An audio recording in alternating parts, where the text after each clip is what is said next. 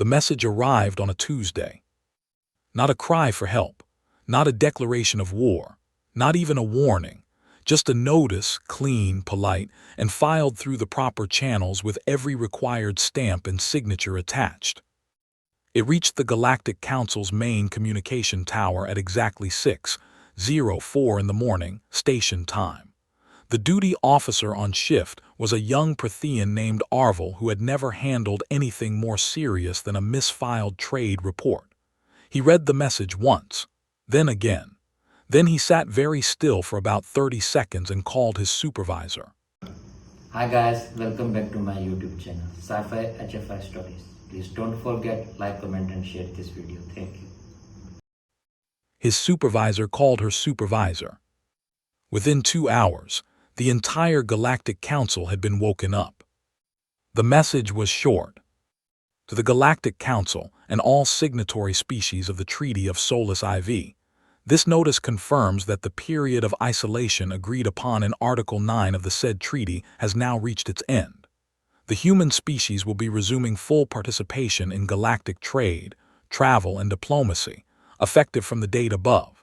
All outstanding obligations under the treaty will be settled in full at the scheduled summit.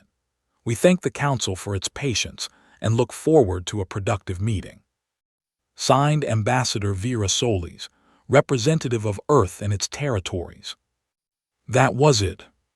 No anger, no threats, no list of grievances, not a single word about what 100 years of forced isolation had felt like. Just a date, a location, a polite thank you, and a signature. High Arbiter Sorvith read it 5 times. He was the oldest member of the Council. 712 years old, which was young for a Zelthari but ancient by the standards of most other species. He had seen wars begin. He had seen civilizations collapse. He had watched proud empires write their final, desperate messages to anyone who would listen. He had read thousands of documents in his long life, and he knew, the way a person knows the smell of rain before it starts, when a piece of writing was hiding something. This one was hiding nothing. That was the problem. The emergency session of the Galactic Council began at noon. The chamber was a wide, circular room with high ceilings and walls made of pale stone that had been cut from a moon that no longer existed. 40 seats arranged in a half circle, each one built to fit a different body shape, a different number of limbs, a different way of sitting. Most of them were full. Ambassador Dreth of the Kavari arrived still fixing his formal collar. Ambassador Sela of the Prothean Union came in with a data tablet in each hand, already reading. The Velari delegation sent 3 representatives instead of the usual one, which told Sorvith something about how frightened they already were. Sorvith let them settle, then he read the message aloud. The room was quiet when he finished. Then everyone spoke at once. He let them talk for a few minutes. Complaints about being woken early. Questions about whether the message was genuine. One ambassador, the representative from the Mall Collective, a species that communicated mostly through color shifts in their skin, turned a deep, anxious orange that meant something between this is a disaster, and I told you this would happen. Sorvith raised one hand. They stopped. The message is genuine, he said. The signature matches. The certification codes are correct. The filing is in order. Every single procedural requirement has been met perfectly, I might add. A pause. They filed this notice 6 months in advance. They were not required to. The treaty only asks for 30 days. Ambassador Dreth frowned. So they gave us extra time. That's considerate. Yes, said Sorvith, it is. The way he said it made Dreth stop frowning and start looking worried instead. The original Treaty of Solus IV had been signed 100 years ago, in this very chamber, at this very table. It had not been a proud moment for anyone, or at least, it should not have been. Humanity had made an error, a serious one, a diplomatic mistake so large and so public that it had damaged relationships between 6 different species and nearly triggered a small war. The details were still debated by historians. What was not debated was the result. The Galactic Council had decided that humanity needed to be separated from the wider galaxy for a period of time. 100 years. They would keep their home system. They would keep their planet, their moon, their immediate space. But all travel beyond a certain boundary was forbidden. All trade with other species was suspended. All communication was limited to official channels only. The humans had not been happy about it. But they had signed. And tucked into Article 9, subsection 3, buried in the legal language that nobody really reads carefully at the time, was a small clause about reparations. The humans owed certain payments to certain species for the damage caused. Those payments would be made with interest at the end of the isolation period. The interest rate was 3.7% per year, compounding annually. It had seemed like a reasonable number at the time. Standard, ordinary, the kind of rate you attach to a fine and forget about. That was 100 years ago. Sorvith watched the faces in the room as the council's chief economist, a small, precise Vorathi named Calcise, stood up to present the preliminary numbers. Calcise was not a dramatic person. She did not gesture when she spoke. She did not raise her voice. She simply placed the figures on the shared display in the center of the room, stood back and waited. The room looked at the numbers. The room went very quiet. The orange of the Maal ambassador's skin deepened to something close to red. "That," said Ambassador Sela, setting down both her tablets, "cannot be correct." "It is correct," said Calcise. "I checked it 4 times. The compounding has been running for 100 years on the original reparation total, the current figure." "I can see the current figure," said Sela. "The current figure is what the treaty requires us to receive," said Sorvith carefully. "The humans are not asking for more than what the treaty says. They are asking for exactly what the treaty says." "Silence." "We wrote that clause," said Dreth slowly. "Yes," said Sorvith. "We wrote it as it was supposed to be a formality. It was never meant to." "I know what it was meant to be," said Sorvith. He looked at the number on the display for a moment, just a moment, then he looked away. After the session ended and the chamber emptied, Sorvith sat alone at the long stone table. His aide brought him the preliminary report on humanity's current status, the first real intelligence they had managed to pull together in the 6 hours since the message arrived. Sorvith picked it up, read the first page, set it face down on the table. He did not pick it up again for a long time. Outside the council station's main viewport, the galaxy looked the same as it always had. Stars, cold and distant and indifferent. Trade lanes marked in soft blue light on the nav charts. Species moving around each other in the careful, negotiated dance that kept the peace most of the time. In 3 months, a human diplomatic transport would dock at this station. And everything that the galaxy had assumed about that meeting, everything that Sorvith and Dreth and Sela and every other ambassador had assumed, was already wrong. They just didn't know it yet. One thing Sorvith did know, as he sat alone in that quiet room with the face-down report and the very large number still glowing on the display. Humanity had spent 100 years inside one star system. They had not complained. They had not begged. They had not sent angry messages or tried to break the agreement. They had simply said fine. And then they had gone home. And done something. What Sorvith thought, does a species do with 100 years and nothing to lose?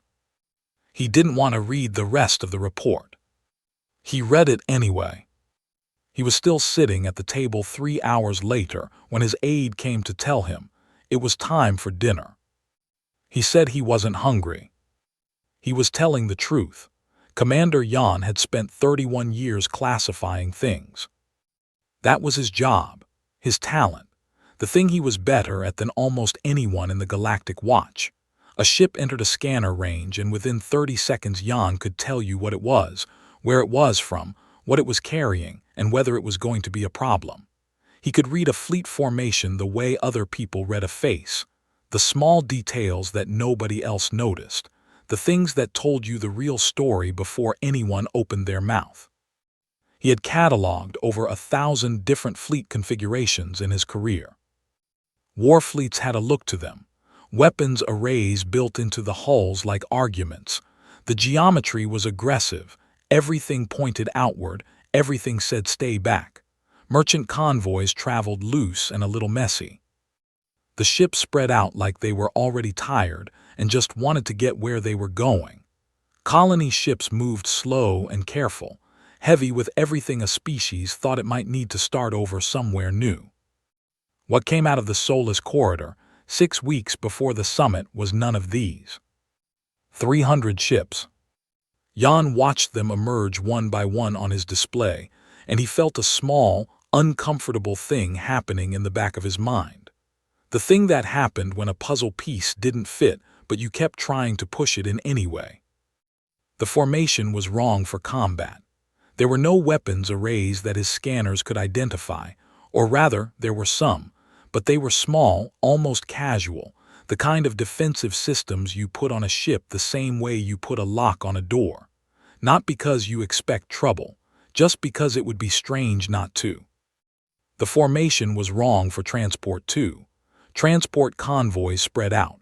These ships held a tight, specific geometry, not aggressive, not defensive. Efficient, like they had been arranged by someone who was thinking about fuel consumption and travel time, not about what to do if someone tried to shoot at them. The energy signatures were the part that made Jan call his senior analyst and ask her to run the scan again. She ran it again. Same result. Industrial, she said, the word coming out slow like she was testing it. The signatures read as industrial, manufacturing output mostly, some research, power generation on a level that's, she paused. Sir, the power generation readings on some of these vessels are larger than most planetary grids. Jan stared at the display for a long moment. They're not warships, he said. No, sir. They're not transports. Not exactly, no. Then what are they? His analyst looked at her screen, then at him. The expression on her face was one Jan had never seen on her before, and he had worked with her for 9 years. I don't have a category for them, she said. He watched the fleet for 6 hours. It moved at a steady, unhurried pace. It did not change formation. It did not scan them back in any aggressive way, though Jan was certain they knew they were being watched. The lead ship sent a single communication, a standard identification packet, properly formatted, containing the name of the fleet, its registered purpose, diplomatic escort and support, and a polite note that it would be holding at a safe distance from all inhabited stations until the scheduled summit date. Polite, correctly filed, perfectly on schedule. Jan wrote his report. He used the phrase unclassified formation in the summary because unprecedented felt like giving too much away, and unknown felt like admitting a failure he wasn't ready to admit. He sent the report to the council. Then he sat back and kept watching. One of his junior officers was a 22-year-old Kavari named Tev. Fresh out of the academy, still a little too eager, the kind of person who asked questions that senior officers had learned to stop asking because the answers were usually uncomfortable. Tev watched the fleet on his screen for an hour without saying anything. Then he said, "Sir, what did they do?" Jan didn't look away from his own screen. What? The humans for 100 years in there. Tev gestured vaguely toward the soulless region. What did they do with all that time? It was a simple question.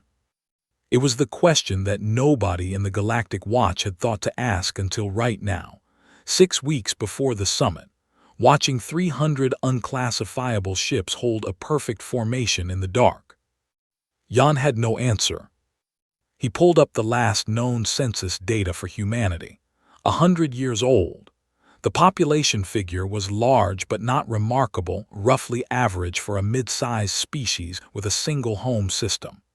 He ran a standard population growth projection forward 100 years, using normal figures, nothing dramatic.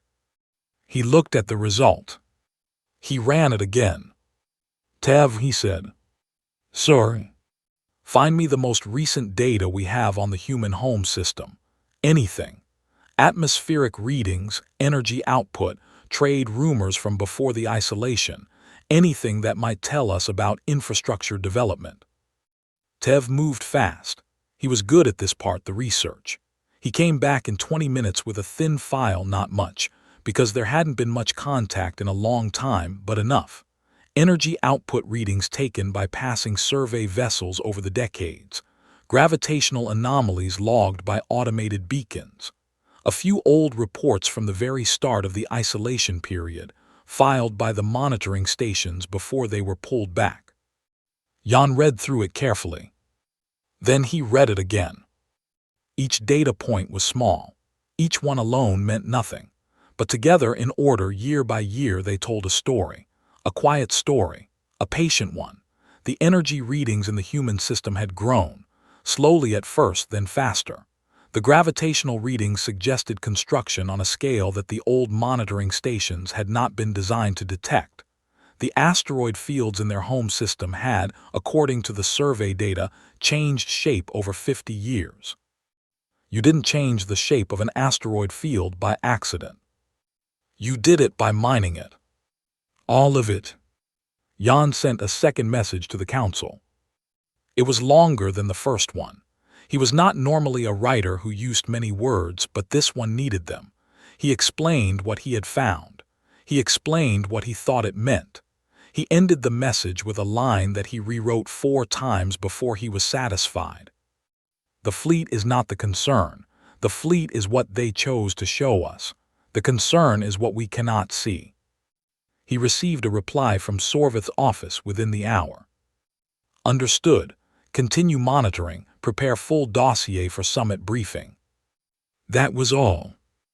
Jan understood. There was nothing else to say. The summit was 6 weeks away. The notice had been filed. The treaty was clear. The humans were coming and they had every legal right to come. Everything was in order. That was the problem. In 31 years of service, Jan had learned that things which were completely in order, every document signed, every procedure followed, every courtesy observed, were sometimes the most dangerous things of all, because there was nothing to push against. No rule being broken. No line being crossed.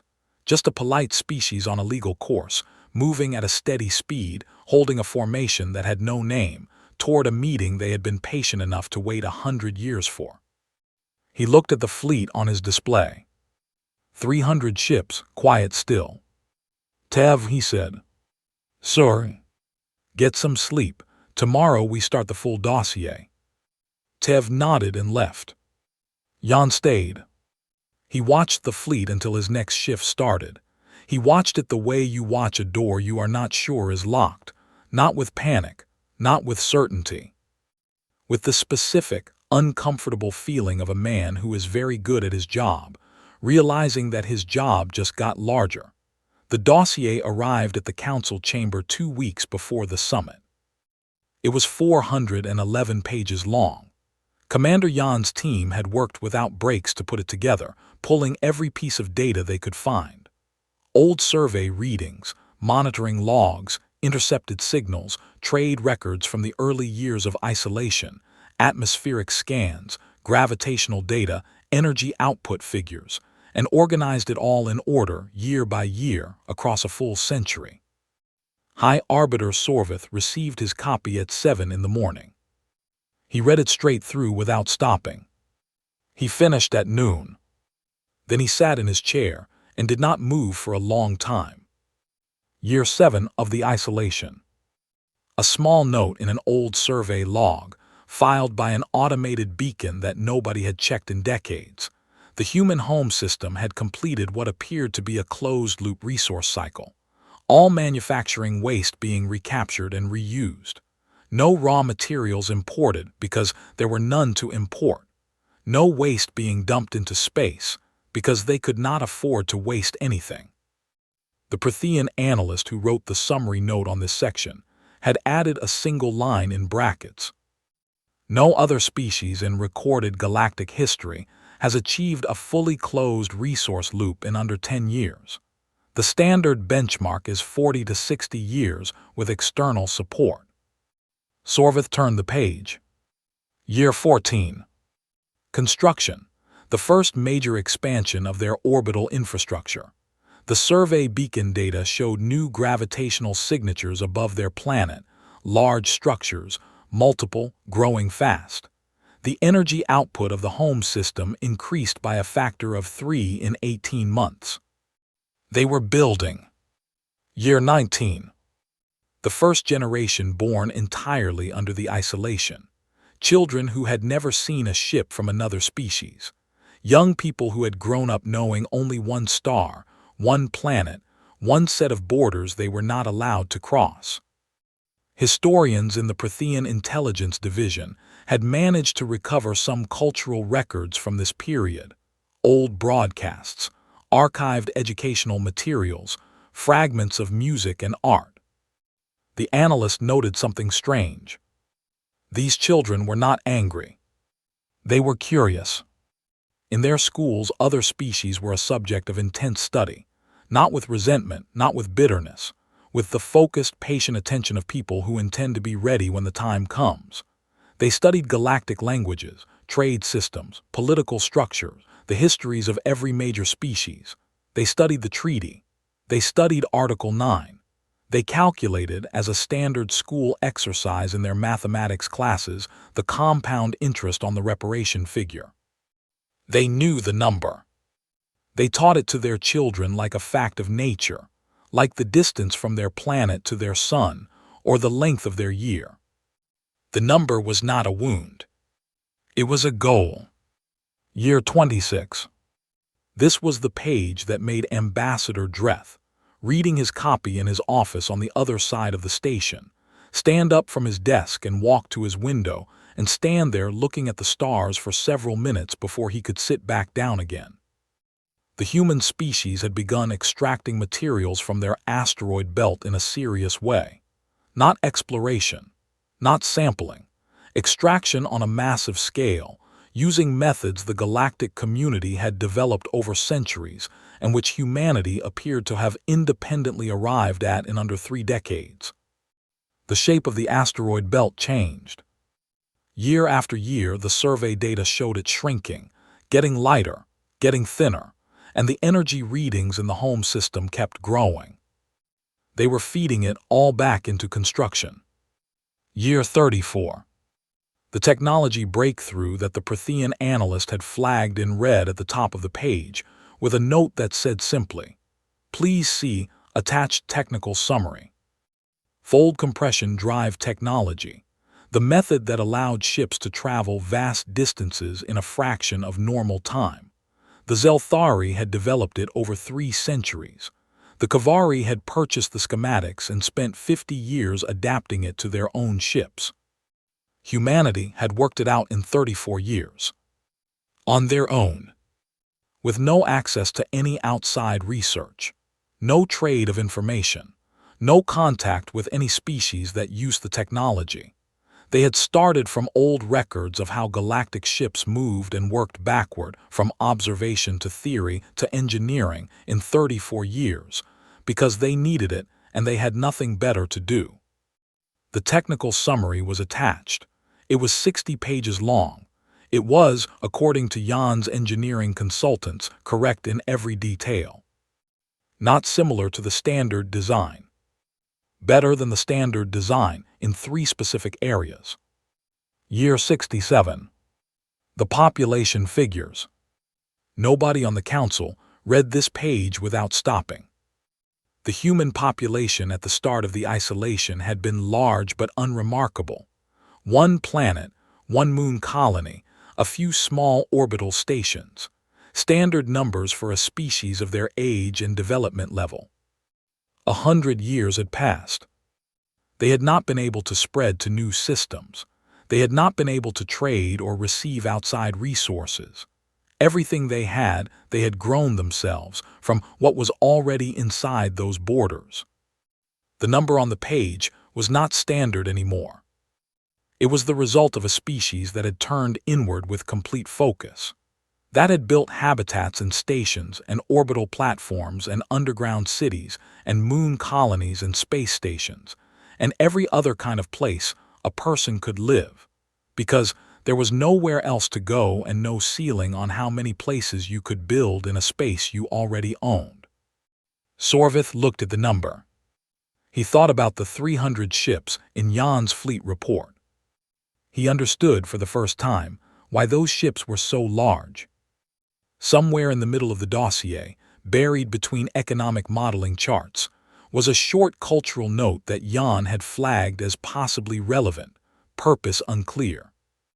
During the isolation decades, a phrase had entered common use in human speech. It appeared in personal letters, in public broadcasts, in engineering logs, in military training records, in children's books, in the graduation speeches of their academies. We'll settle it properly. Nobody had said this to the council. Nobody had sent it in any message. It was just something they said to each other inside their borders in the dark. A reminder, a habit, the kind of phrase that starts as something one person says and becomes, over time, something a whole species carries around without thinking about it. We'll settle it properly. The Prothean analyst who found it had added a note. Sentiment appears to refer to the treaty obligations and eventual return to galactic contact. Emotional tone is difficult to classify, does not read as vengeful, reads more like a person who intends to finish a job correctly. Sorvith closed the dossier. He thought about the message Arvel had received on that Tuesday morning, the clean, polite notice, the 6 months of advance filing, the correct signatures, the perfect procedure.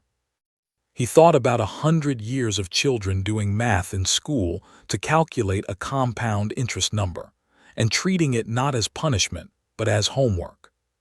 He thought about an asteroid belt that had been quietly eaten and turned into ships. He thought about the phrase "we'll settle it properly" and the specific tone of it, not anger, not threat, just the calm intention of someone who has never once considered not following through. They were always going to come back, he said quietly to the empty room. The empty room did not disagree. He called his aide and asked for the summit schedule. Then he asked for the full legal text of the Treaty of Solus IV, specifically Article 9, every subsection. Then he asked for something he had not asked for in a long time. A calculator. He wanted to run the compound interest number himself. He didn't want to be surprised when she put it on the table. He already knew, with the deep certainty of a 700-year-old diplomat who had made very few mistakes and was starring at one of them, that the human ambassador would not be surprised by anything in that room.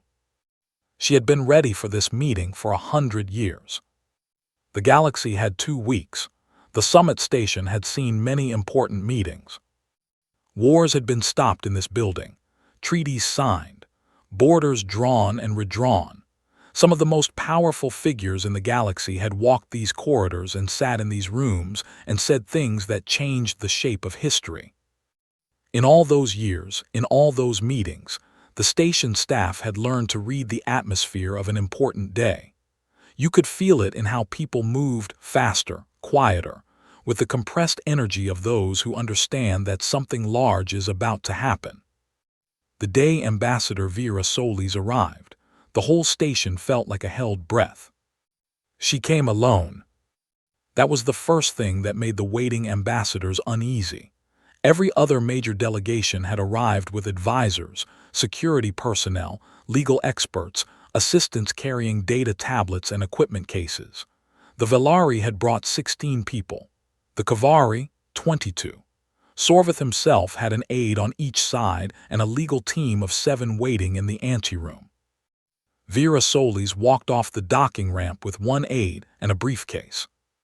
The briefcase was old, real leather, worn at the corners with a brass clasp that caught the station lights as she walked. It was the kind of object that belonged in a history display, not a diplomatic summit. The station security officer moved forward automatically, the way they did with all new arrivals, reaching toward the bag. Vera stopped, smiled, a calm, unhurried smile, the kind that had nothing to prove. "It's just paper," she said. The security officer looked at the briefcase, looked at her, stepped back. She walked through to the main corridor. Commander Jan, watching from the security monitoring room, leaned forward slightly toward his screen. He had read the full dossier twice. He knew the numbers, the fleet data, the population figures, the technology assessments. He had spent 2 weeks building a picture of what humanity had become during a century of silence.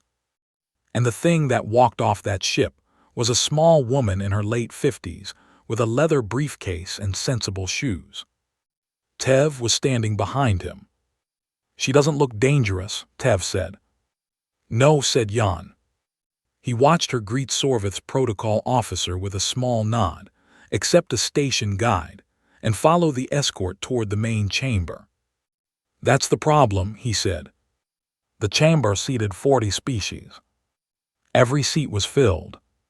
Sorvith took his place at the head of the curved table and watched the room settle. He had chosen the seating arrangements carefully, giving each delegation the position that best fit their comfort and status. He had done everything correctly. The food and water on the table reflected the dietary needs of every species present. The translation systems had been tested 3 times. He had controlled every detail he could control. Vera solely sat down across from all of them, one small, still figure at a long table, and put the briefcase on the surface in front of her. Her aide sat 1 step behind, hands folded, quiet. Sorvith opened the session with the full formal welcome. It took 12 minutes. He used every part of the traditional ceremony, every phrase and acknowledgement. He was buying time and he knew it, and he suspected she knew it too, but ceremony was ceremony, and it was all he had left to offer. She listened without moving, without looking impatient, without looking bored. She simply listened the way a person listens who has been patient for a very long time and has learned that time does not frighten them. When he finished, she thanked him. 2 sentences. Then she opened the briefcase. The paper was real. Actual physical paper, 100 years old, some of it, the old documents preserved in protective sleeves. The new ones were fresh and white and crisp. She removed them all and arranged them on the table with both hands, precise and neat, the way a person arranges things when they have done this in their head so many times that the physical act is almost automatic. The top document was the original treaty of Solus IV. Most of the ambassadors recognized it. Several had seen copies. A few had been briefed on its exact contents in the last 2 weeks. The Mall ambassador's skin shifted through several colors quickly before settling on a deep, unhappy blue. Vera placed it on the table and did not say anything about it. Below it she placed a ledger. That was the only word for it. An actual written ledger, columns of figures on page after page, a complete accounting of every year of compounding interest, every calculation, every figure, starting from the original reparation amount on day 1 of the isolation, and ending at the exact total owed as of this morning. Below that she placed a stack of transfer confirmations, 1 for each signatory species, each one showing a completed transaction, the exact amount owed in the preferred currency equivalent of the receiving species, already transferred, already cleared, already done. Before she had walked into the room, before she had sat down, before the ceremony, before the welcome speech, before any of it, the debt had already been paid. She slid the full stack across the table towards Sorvith with both hands. The gesture was formal, old, the specific movement of someone who has fulfilled an obligation and is presenting the proof. "The debt is settled," she said. in full with interest as agreed. The chamber was completely silent. Sorvith looked at the documents. He did not touch them yet. He looked at the transfer confirmations, each one in a different currency, each one showing a cleared balance, each one time-stamped to 6:40 this morning. The exact same minute the summit session had been scheduled to begin. Not a minute early, not a minute late. On time, he thought, of course. He looked up at her. She was watching him with an expression that was not triumphant, not cold, not angry. It was the expression of someone who has finished a long job and is simply waiting to see what comes next. Patient, settled, completely, infuriatingly calm. "The debt is received," he said, because the ceremony required it, and the words tasted strange in his mouth. "Thank you," she said. A pause. The whole room leaned forward slightly, without meaning to. Vera reached into the briefcase again. "Shall we discuss the next item?" She placed a second document on the table. It was thinner than the first stack. Clean white paper, fresh, new. She did not slide it across. She set it in the center of the table and left it there between them. New terms. 2 words at the top of the page in every language of every species in the room. Sorvith looked at the document. He had known this was coming. He had known since he read the dossier, since he ran the numbers himself, since he understood, fully and finally, that the century of isolation had not weakened humanity the way everyone had assumed it would. They had assumed hunger, desperation, a species that would come crawling back, grateful for any arrangement, willing to accept lesser terms than before just to be welcomed into the galaxy again. What sat across the table from him was not desperate. What sat across the table from him had a fleet of 300 ships in the dark, a population nobody had expected, technology that had improved in a closed box for 100 years, and a briefcase full of paperwork that had been prepared with the kind of care that only comes from a very long time of planning. "What do you want?" he asked, quietly, carefully. Vera looked at him across the table. For just a moment, less than a second, something moved in her eyes. Something old and tired and not angry, but not entirely without pain either. "The same thing we wanted before," she said. "A seat." The document sat on the table between them. Nobody had touched it yet. Outside the viewport behind Sorvith's head, the human fleet sat in the dark at a respectful distance, not advancing, not posturing, not doing anything at all except being there, solid, patient, enormous, and completely, perfectly still. The new terms were not what anyone had expected. 31 species signed by the end of the first day. Not because they were forced to. Not because the humans had threatened anyone or positioned a fleet in a hostile way or sent a single aggressive message. They signed because when Ambassador Sela of the Prothean Union finally picked up the document and read through it in full, she looked up with an expression that Sorvith had never seen on her before, the expression of someone who has been prepared for a punch and received a handshake instead, and said, "This is reasonable." And it was. The new terms asked for a formal seat on the Galactic Council, full trade rights, freedom of movement, recognition of all territorial and technological developments made during the isolation period, a joint committee to review the original incident that had caused the isolation and produce an honest historical record. That last one made several ambassadors uncomfortable. Vera watched them squirm and said nothing. She had waited 100 years. She could wait for them to read. Signing happened in waves. The first wave, 31 species, were the practical ones. They read the terms, they looked at the economic data attached in the appendix, they thought about trade access to a system that had spent a century building itself into something quite large, and they signed. Politics and commerce doing what they always did, pointing toward the obvious answer. The second wave came within a week. These were the more cautious species, the ones who had sent their legal teams back to the station archives to read the original treaty 6 more times, who had run economic modeling, who had consulted historians and diplomats, and anyone else they could find who might give them a reason to hesitate.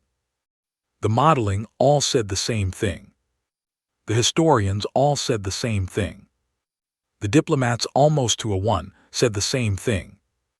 The Prothean ambassador Sela put it plainly in the internal council memo that later became something of a famous document in galactic political history. Whatever we imagined humanity would be after a century of isolation, they are more. The calculation is not complicated. Either we are part of the arrangement they are building, or we are outside it. Being outside, it will not be comfortable. 9 more species signed that week. 3 held out.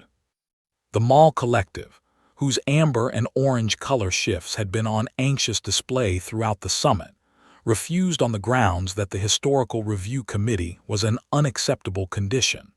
They had, during the isolation period, done a considerable amount of business reselling goods that had been confiscated from human trade routes. The historical record was not something they wanted officially examined. The Rith Syndicate refused on principle.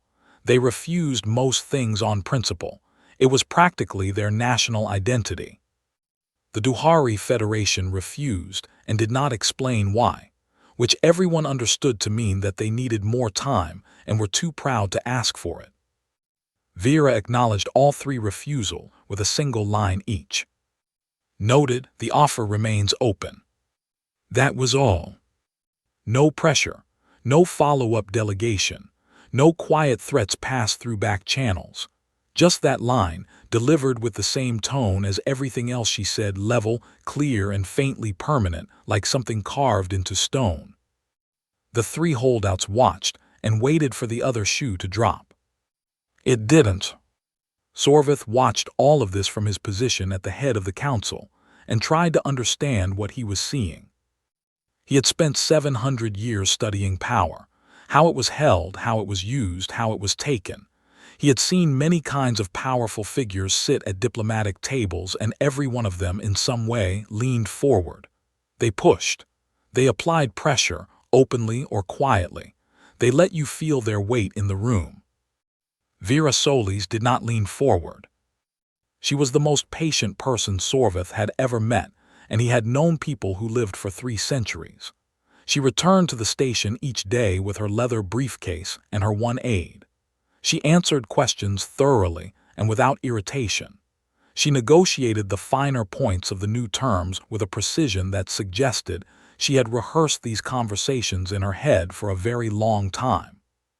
She accepted small concessions gracefully and declined larger ones politely, and never, not once, gave the impression that any of this was urgent. It was not urgent for her.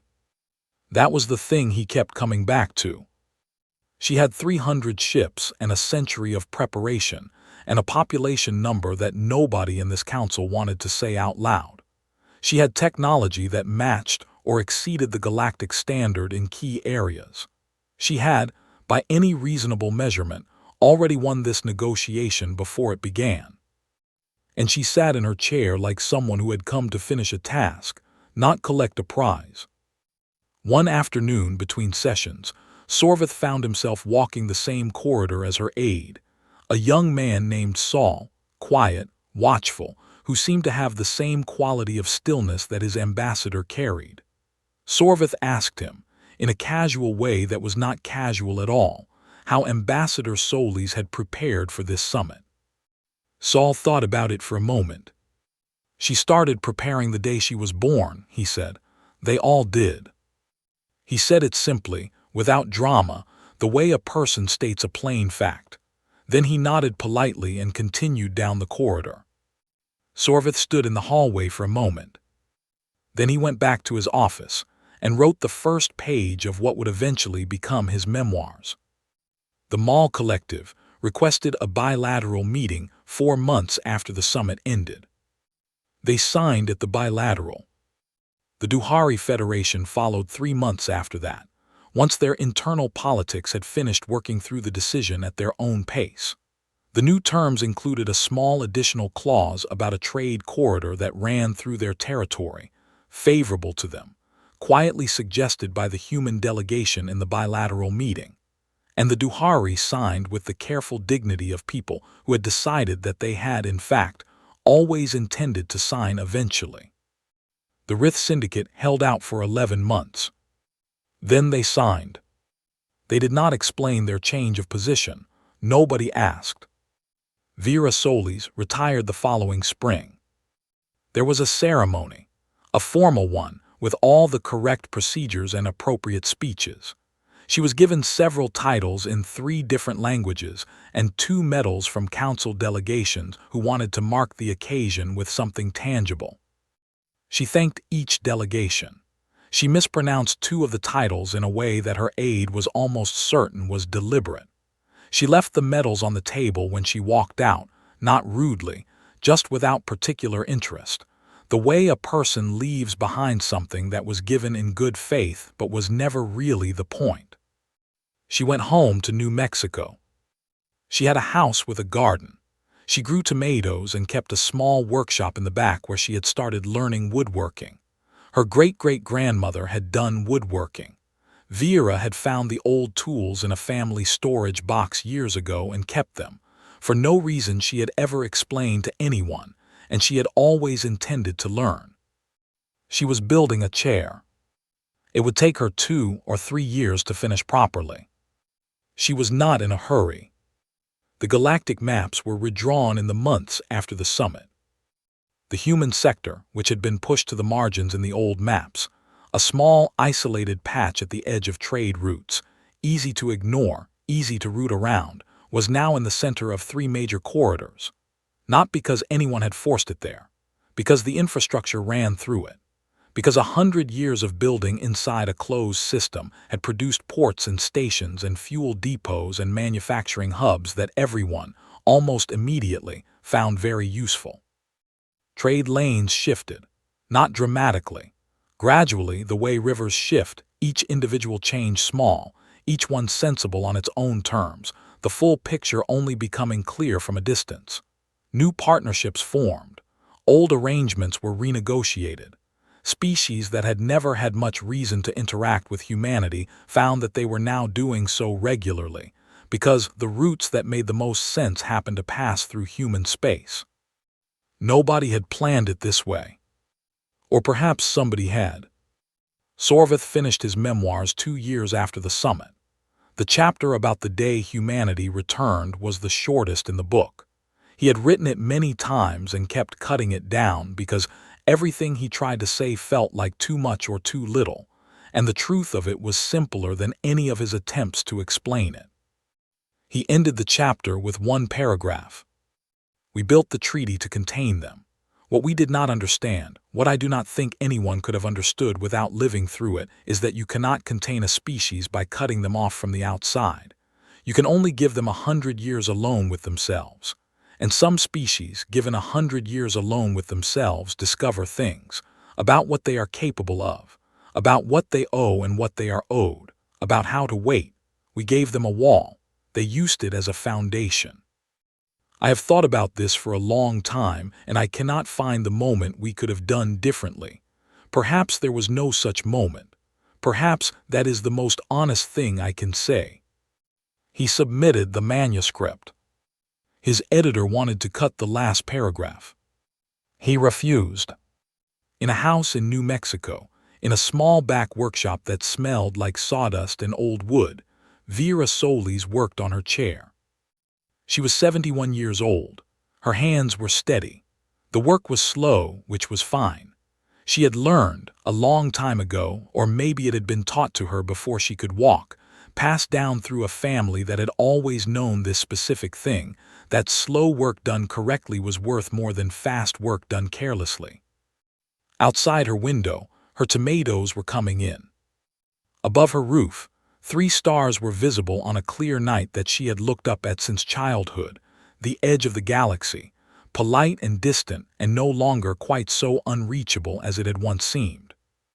The chair would be finished when it was finished.